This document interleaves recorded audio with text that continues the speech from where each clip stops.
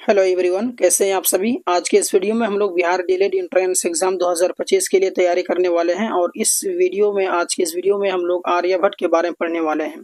यानी DElEd entrance exam 2025 में आर्यभट्ट से रिलेटेड आपको प्रश्न देखने के लिए मिलेगा ही मिलेगा। इसीलिए आप लोग इस वीडियो को शुरू से लेकर के आखिर तक देखें।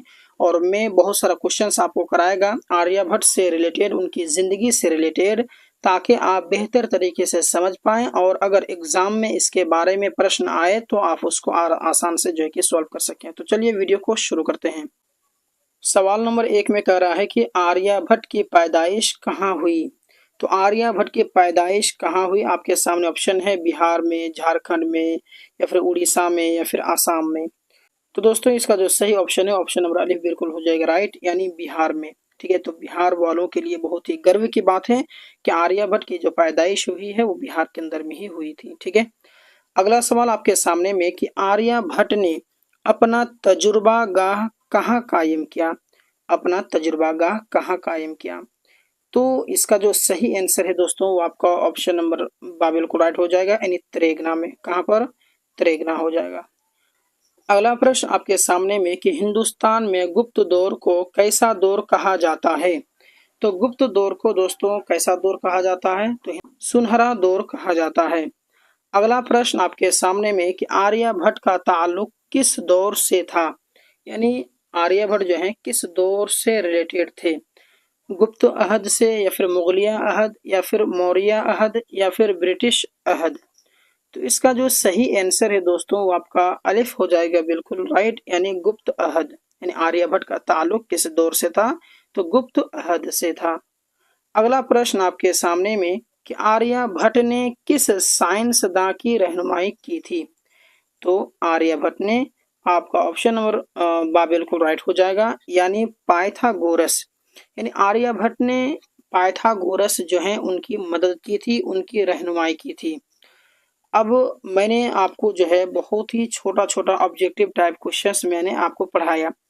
अब मैं आपको थोड़ा सा जो है जो आर्यभट्ट हैं उनके लाइफ से जुड़े हुए बहुत सारी महत्वपूर्ण जो है कि सवालात कराएगा, जो कि थोड़ा सा लॉन्ग रहेगा, आपको समझना ज़रूरी है। क्योंकि हमारे पास में समय है और इस समय को हम लोग जो है कि अच्छी तरीके से पढ़ाई में लगाएंगे। कहने का मतलब है कि हम लोग जो विस्तार से समझेंगे, ताकि अगर कुछ भी सवाल आ जाता है तो हम उसको आसानी से सॉल्व कर सकें। ठीक है, तो चलिए क्वेश्चन नंबर 6 क्या कह रहा है कि सूरज ग्रहण और चांद ग्रहण का मुख्तसर तारीफ पेश कीजिए। तो यहाँ पर जो भी मैं बताएगा तो ये जो है ऑब्जेक्टिव के जो है कि ऑब्जेक्टिव भी सवाल इसी से बना करके आपसे पूछ सकता है। तो जो जो मैं अभी आपको पढ़ाएगा उसमें से जो आपको लगे इम्पोर्टेंट तो आप उसे नोट कर लेंगे। ठीक है, यानी सवाल फिर से पढ़ते हैं कि सूरज ग्रहण और चांद ग्रहण का मुख्तसर तारीफ पेश कीजिए। यानी सूरज ग्रहण क्या होता है, चांद ग्रहण क्या होता है, उसके बारे में मैं आपको बतानी है। तो देखिए, सूरज ग्रहण और चांद ग्रहण कायनात में पेश आने वाला एक जोग्राफिया वाकया है।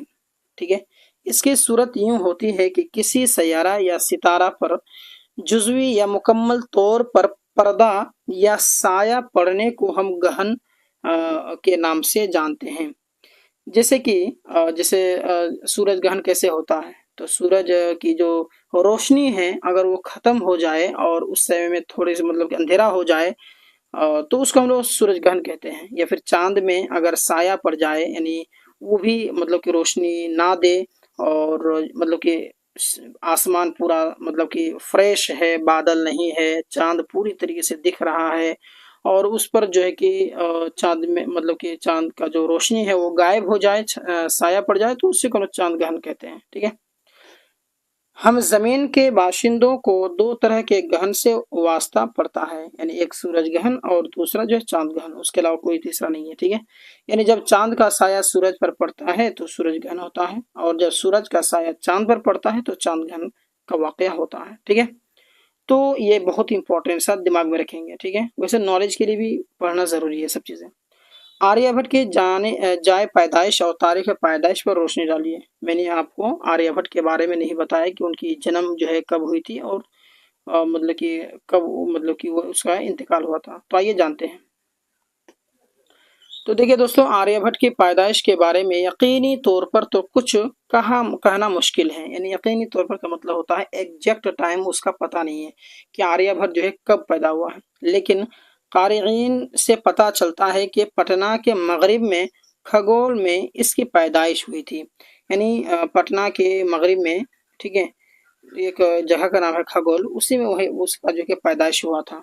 ठीक है, ये लोग कहते हैं। क़ारिईन का मतलब होता है जो बड़े बड़े उलमाए कराम हैं, उन लोगों का कहना है।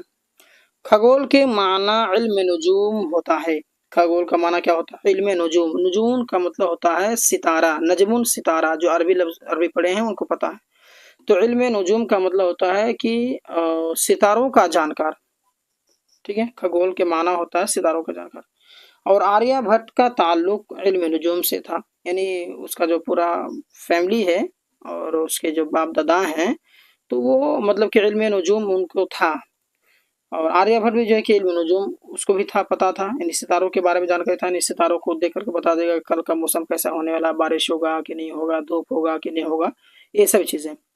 इसलिए क़ारिईन क़ियास यहीं के खगोल ही आर्यभट्ट की जाए पैदाइश है। तो जो बड़े बड़े जो उलमाए किराम हैं, तो उन लोगों ने अंदाज़ा लगा लिया कि जब आर्यभट्ट जो है कि इल्म नुजूम जानते हैं, तो और खगोल जगह का नाम है जहाँ के लोग इल्म नुजूम जानते थे, तो उसी से वो अनुमान लगा लिया कि ये कहीं ना कहीं खगोल से ही होगा। इसीलिए इसको जो आर्यभट्ट को जो है कि इल्म नुजूम है, इल्म सितारों का जानकार है। इसकी तारीख है पैदाइश 476 में हुई है और 564 में 88 साल की उम्र में उसकी वफात हो गई। यानी डेट ऑफ बर्थ आप इसे नोट कर लेंगे, भूलेंगे नहीं। ऑब्जेक्टिव तौर पर सवाल पूछेगा इसको कि जैसे पूछ लेगा कि आर्यभट्ट की पैदाइश कब हुई है, तो आपको बता देना भाई 476 में हुई है। और कब इंतकाल हुआ है, कब इसका डेथ हुआ है, तो 564 में हुआ है। कितना साल में? तो भाई 88 साल में की उम्र में। ठीक है, तारीखी लिहाज से आर्यभट्ट दूर में और वह गुप्त हुक्मरानों का मुआसिर था। ठीक है, अब आइए अगला देख लेते हैं कि तरेगना के महल वक़ूफ़ पर 5 जुमला लिखिए। तरेगना एक महल है, तो उसके ऊपर में आपको 5 जुमला लिखना है, मतलब उसके बारे में बताना है कि भाई तरेगना है क्या। तो देखिए, तरेगना पटना से दक्षिण जानिब 30 किलोमीटर की दूरी पर मसूरी सब डिवीज़न में वाक़ है और इसी मुनासिबत से पटना 11वें गया रेलवे लाइन में मसूरी ही स्टेशन का नाम तरेगना रखा गया है। वो जो स्टेशन है मसूरी, उसी का नाम जो कि तरेगना रखा गया है। मसूरी स्टेशन से मोहल्ला रहमतगंज तक बशमूल से सब डिवीज़न के तमाम सरकारी दफातर तरेगना के ही हल्का में आते हैं। उसी के अंडर में वो शामिल हैं। यानी तरेगना का इलाका पश्चिम में सोन नदी और यूरोप में पुनपुन नदी, पूरब में होगा शायद, पूरब में पुनपुन नदी तक फैला हुआ है। तरेगना का महल वक़ूफ़ को देखकर पता चलता है कि वहाँ सालों भर आसमान में फ़िज़ा साफ रहती हैं। यहाँ से तारों सितारों सैयारों और मुकम्मल निज़ाम शमसी की तहक़ीक़ करना निस्बतन आसान है। यही वजह है कि आर्यभट्ट ने अपने जोग्राफिया तहक़ीक़ के लिए इस मकाम का मुंतखब किया और वहाँ अपने तहक़ीक़ के लिए एक तजिया गाह बनाया। का मतलब समझिए, ये जो पूरा सवाल है कि तरेगना जो महल वक़ूफ़ है उस पर 5 जुमला लिखने के लिए कहा है। तो देखिए, तरेगना जो है एक जगह का नाम है, एक रेलवे स्टेशन का नाम है। वहाँ पर जो एक बात ख़ास है कि वहाँ पर जो आसमान है वो पूरी तरीके से साफ और शफाफ दिखती हैं। ठीक है, बादल वहाँ पर नहीं रहते हैं, बिल्कुल साफ दिखता है। तो जो बड़े बड़े जो ये आर्यभट्ट के ही नाम ले लेता हूँ मैं कि आर्यभट्ट जो है वहाँ उस जगह को चुनते थे अपना, मतलब कि लैब के, मतलब लैब ही मान लीजिए कि लैब ही मतलब एक तरह से वहाँ पर खोले हुए थे, ताकि वो जो है कि अच्छी तरीके से जो कि मतलब कि सितारा हो या चांद हो या सूरज हो, इस पर जो है कि मतलब कि रिसर्च कर सके। ठीक है, तो तरेगना उसी को कहते हैं।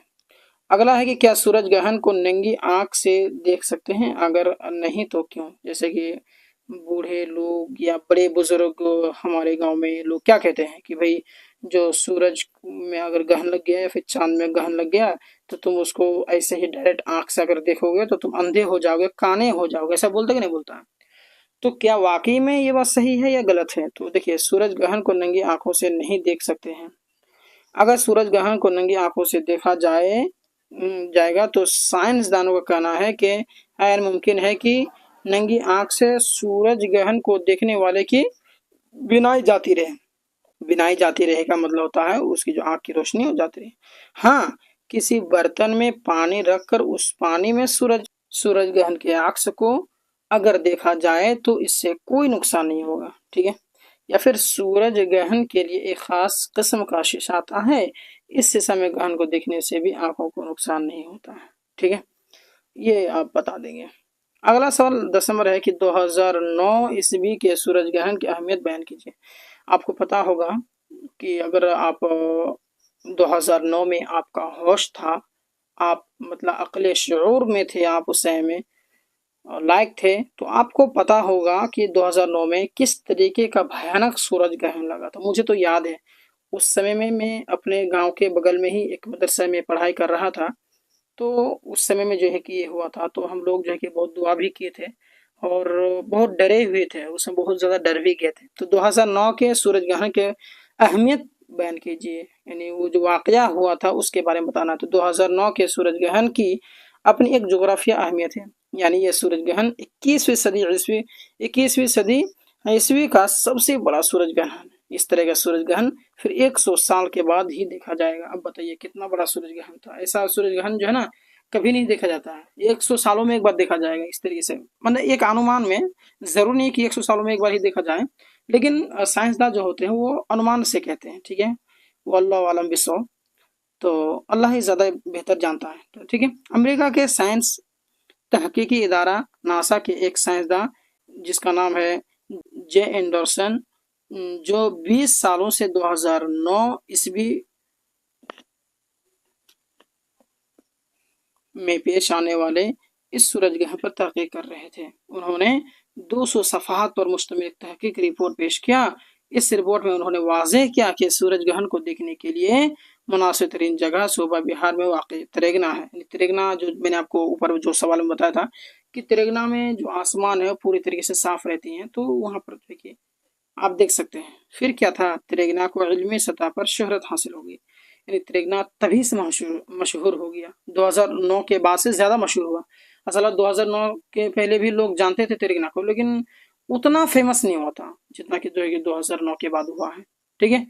तो आई होप आपने बेहतर तरीके से इन सारे सवालों को देखा, समझा। तो ये वीडियो कैसा लगा एक मतलब कमेंट कर देंगे, और उर्दू का नोट्स अगर आपको चाहिए तो हमसे ज़रूर कांटेक्ट करेंगे, ठीक है। तो मिलते हैं नेक्स्ट वीडियो में। धन्यवाद।